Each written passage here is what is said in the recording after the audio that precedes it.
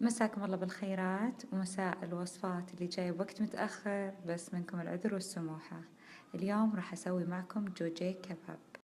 وصفة اليوم إيرانية بس لذيذة وسهلة وما تاخذ وقت، وحلاتها إنك تتبلينها قبلها بوقت.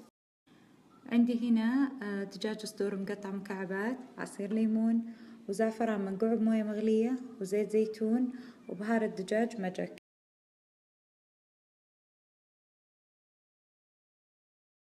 وملعقة صغيرة كركم، علبة زبادي، بصل مقطع 4 عشان يعطي نكهة، وفلفل رومي، شوية ثوم. واللي راح أسويه إني راح أخلط كل هالمقادير اللي تشوفونها وأتبل فيها صدور الدجاج اللي قطعتها وأنقعها ليلة كاملة. حطيت الزبادي والبصل والثوم والفلفل والبهارات وزيت الزيتون والزعفران وأقلبهم مع بعض. طبعا ما تنسون الملح وقلبوه زين وتبلوا الدجاج فيه، بس طبعا ذوقوا ملحها قبل عشان بعد ما ضبطت الملح زين الحين بحط الدجاج واخلطها زين بالتتبيلة.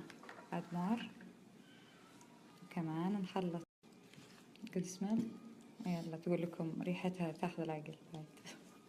هذه عاد الترجمة الحرفية حقتي. وقلب لا تقلب زين، وبعدين نغطيها ونخليها تنقع ليلة كاملة، وبكرة إن شاء الله راح نسوي رز بالزعفران والزرشة. بالله وش رايكم؟ في أسهل من كذا؟ ما في. ينفع برضو للموظفات. الخيرات على الجميع. ورجعنا للجوجي كباب وجهزنا أسياخنا وجاهزة للشوي. ونبدأ بسم الله وناخذ أسياخنا نحطها بالشواية. أي شواية عندك يزبط حالها. تقدرون تشوونها بالشواية اللي هي القلاية اللي على البوتاجاز، أو شواية كهرباء زي اللي أنا قاعدة أستخدمها، أو شواية فحم اللي تحبون. وبالنسبة للرز اللي راح أسويه رز بالزعفران. راح أنقع زعفران مع موية مغلية وأضيفها للرز وأزينها بالزرشك. الزرشك لا تسألوني من وين. وانتم تشوون الدجاج ما يمنع انكم يعني ترشون عليه شوي زيت زيتون أو زيت عادي، أو تدهنونه دهن. أنا بستخدم هذا.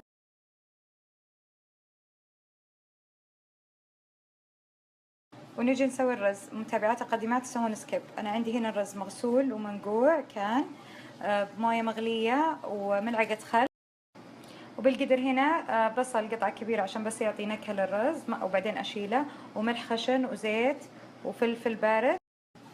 وهنا نقعت شوي زعفران مع موية مغلية علشان راح أضيفها على الرز بعد ما يتشرب الموية. حضيف الرز زي ما انتم شايفين على البصل والملح والزيت، بعدين أضيف الموية عشان نشوف مستوى الموية قديش.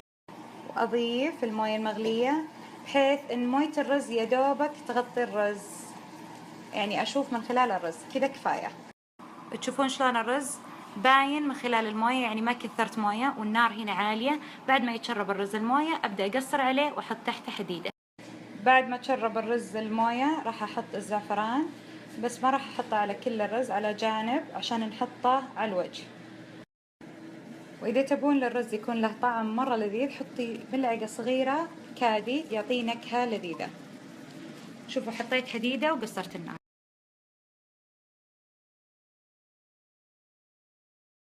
انت بس حقي انا ما لحد، اي حق فيك دام كل حالك